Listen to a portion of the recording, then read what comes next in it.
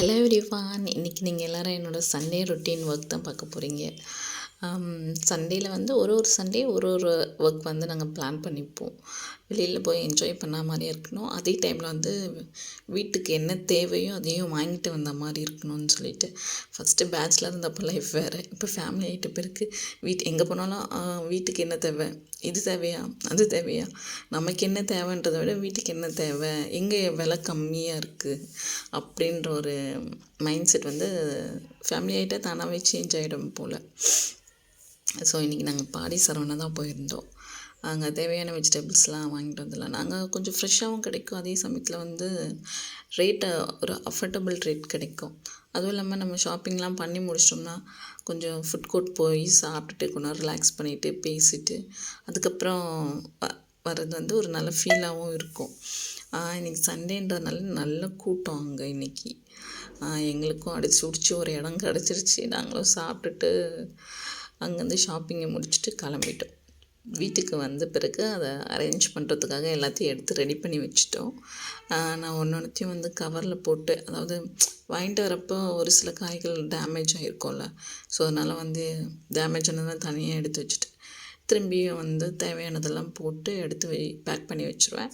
அதுக்கப்புறம் அதை அரேஞ்ச் பண்ணி வச்சிட்டோம்னா தான் நம்ம எது எப்பப்போ செய்யலாம் அதுக்கேற்ற மாதிரி பிளான் பண்ணி எடுத்து வச்சுருவேன். நான் மேக்ஸிமம் நிறைய வெஜிடபிள்ஸ் இருக்கும். ஒரு 1 வீக்லேருந்து 1.5 வீக்குள்ளே எல்லா வெஜிடபிள்ஸும் மேக்ஸிமம் காலி பண்ணிவிடுவேன். ரொம்ப அஃபோர்டபுளான ரேஞ்சில் தான் இருந்துச்சு. ரேட்ஸ்லாம் ரொம்ப அதிகம்னு சொல்ல முடியாது, அதே சமயத்தில் ரொம்ப கம்மியில் இந்த வீக் ஓரளவுக்கு பரவாயில்லன்னு சொல்லுவேன். நான் ஃபஸ்ட்டெல்லாம் வந்து வெஜிடபிள்ஸ் வாங்கிறதுக்கு வந்து கோயம்பேடு மார்க்கெட் தான் போய்கிட்டு இருந்தேனே. இப்போது நான் மார்க்கெட் போகிறதில்ல அவ்வளோவா, அது ரொம்ப லாங்காகவும் இருக்கா. பிள்ளைங்களை வந்து ஒரு டைம் நான் வீட்டில் விட்டுட்டு தனியாக ஷாப்பிங் பண்ண போகிறது கஷ்டமாக இருக்கும். திரும்பி வீட்டுக்கு வந்து என்னடா சமைக்கிறது, எப்படி சமைக்கிறதுன்னு அடித்து பிடிச்சி சமைக்கிற வேலை இருந்துக்கிட்டே இருக்கும் எனக்கு. ஸோ அதனால் வந்து நான் அவ்வளோவா இப்போ கோயம்பேடு மார்க்கெட் போகிறதில்ல. இங்கே நியராக இருக்கிற பெரிய பல்காக நம்ம எதனா ஃபங்க்ஷன்ஸ்க்கெலாம் வாங்க போகிறோம் அப்படின்னா கண்டிப்பாக வந்து நான் சொல்கிறது வந்து கோயம்பேடு மார்க்கெட் தான். மற்ற எல்லா மார்க்கெட்டும் கம்பேர் பண்ணுறதை விட இது வந்து நம்ம ஒரு 1-2 கிலோக்குள்ளே தானே நம்ம வாங்க போகிறோம். ஸோ அதனால் இதுவே பெஸ்ட்டாக இருக்கும்னு சொல்லிட்டு வாங்க ஆரம்பிச்சிட்டு. அதனால் ஃப்ரெஷ்ஷாகவும் இருக்குது பாருங்கள். பீர்க்கங்காவே எவ்வளோ ஃப்ரெஷ்ஷாக இருக்குது. அந்த ஒரு காயம் பெருசாக இருக்குது, அந்த தோலை சீவினோம்னு நல்லா அதை துவையிலும் அரைச்சிக்கலாம், அதே சமயத்தில் வந்து உள்ளே இருக்க காயை நல்லா பருப்பு போட்டு கூட்டும் பண்ணிக்கலாம். ஆனால் இதே கோயம்பேடு மார்க்கெட்டில் போகிறோம்னா அவங்க என்ன காயை கிலோவில் போடுறாங்களோ அதுதான் நம்ம வந்து கேட்டு வாங்க முடியாது. எல்லாமே சேர்த்து தான்மா, இது ஹோல்சேல் அப்படின்னு சொல்லிடுவாங்க கேட்டால். ஆனால் இந்த மாதிரி கடைங்களில் பாடி சரவணாவும் நிறைய கடைங்க இருக்குது. அதிலலாம் வந்து நமக்கு என்ன தேவையோ அதை பிக் பண்ணி எடுத்துக்கிறதா மாதிரி இருக்குது. ஆனால் ரேட்டும் ஹோல்சேலாக இருக்குது. நான் எல்லாத்தையும் வந்து இப்போ கவரில் போட்டு ரெடி பண்ணி வச்சுட்டேன். இப்போ வந்து ஒன்றா எடுத்து இப்போ அவர் கீழே கொடுத்தேன்னா அவர் வந்து சொல்லிகிட்டே வருவோம், இதை கீழே வைங்க, இதை மேலே வைங்க. ஏன்னா இது ஃபஸ்ட்டு சமைக்கணும். எடுக்கிற பொருளோ அதெல்லாம் வந்து மேலே வச்சுட்டு சொல்லுவேன். ஸோ கீழே வைக்கிற பொருளை ஒன்றா அரேஞ்ச் பண்ணி நான் கொடுத்துக்கிட்டே இருந்தேன். பம்கின்லாம் இந்த மஞ்சள் பூசணிக்காய் இருக்குது பாருங்கள், அது 1 கிலோவே வந்து 18 ரூபா என்னவோ வந்துச்சு. ஸோ அதனால் நான் முழுசாக ஒரு காயாகவே வாங்கிட்டேன். 3 கிலோவுக்கு இருந்துச்சு. ஒரு 60 ரூபா கிட்ட போச்சுன்னு நினைக்கிறேன். அது ரொம்ப ரீசனபிளாக இருந்துச்சு. ஸோ அதனால் அதை வாங்கிட்டேன். எல்லா காயுமே புடலங்காலாம் கிலோ 13 ரூபா தான் நினைக்கிறேன். ஆமாம், 13 ரூபா தான்.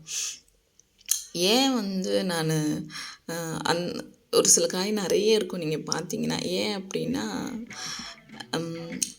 சீசனபிளில் நமக்கு ரேட் கம்மியாக கிடைக்கிற காய் நான் அதிகம் வாங்குவேன் எப்போவுமே.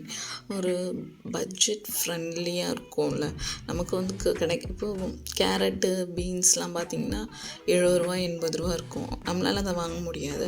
அதில் நம்ம அதை 1/2 கிலோ 1/4 கிலோ அது மாதிரி தான் வாங்குவோம். இப்போ புடலங்கான்னா இப்போ 13 ரூபா தான் வருது. ஸோ அதனால் நல்லா ஒரு 2 கிலோக்கு வாங்கிட்டு வந்துட்டேன்னா ஒரு தடவை பருப்பில் போட்டு குழம்பு செய்கிறதோ, ஒரு தடவை கூட்டு பண்ணுறதோ, அந்த மாதிரி என்னென்ன சீசனபிள் இருக்கும். நமக்கு கொஞ்சம் மணி சேவிங்காக இருக்க மாதிரியும் இருக்கும். நல்ல ஒரு ஹெல்த்தியாக வெஜிடபிள்ஸை சாப்பிட்ட ஒரு ஃபீலிங் இருக்கும். நான் அதிகம் வந்து க்ரீன் வெஜிடபிள்ஸை நம்ம நாட்டு காய்ங்க தான் அதிகமாக வாங்குவேனே. பீர்க்கங்காய், புடலங்காய், அதுக்கப்புறம் சொரக்காய், அப்புறம் வெள்ளை பூசணிக்காய். இப்போ கடைசி நான் கொடுக்குறது வந்து வெள்ளை பூசணிக்காய் தான். அதுக்கப்புறம் வாழைக்காய், கொத்தவரக்காய், கோவைக்காய் இந்த மாதிரி நம்ம நாட்டு காய்கறிகள் தான் அதிகமாகவே செய்வேன் நான். பசங்களும் அப்போ கொஞ்சம் கொஞ்சமாக வந்து காய்கறி நிறைய எடுத்துக்கணுன்னு அதுக்கேற்ற மாதிரி அடாப்ட் பண்ண ஆரம்பிச்சிட்டானுங்க. இதை ஒதுக்கணும், இது ஒதுக்கக்கூடாது, பாவக்காய் எல்லாமே இப்போத்துலேருந்து நீங்கள் சாப்பிடணும் அப்படின்னு சொல்லுது. எந்த அளவுக்கு நமக்கு பிடிச்சது நம்ம சாப்பிட்றோமோ அது மாதிரி நம்ம உடம்புக்கு எவ்வளோ ஆரோக்கியமானதையும் நீங்கள் சாப்பிட்ணுன்னு சொன்ன பிறகு ஒரு ஒரு விஷயமா அவங்களும் வந்து கற்றுக்க ஆரம்பிச்சிட்டாங்க. கீரை கூட ஒரு கட்டு வந்து 15 ரூபா தாங்க.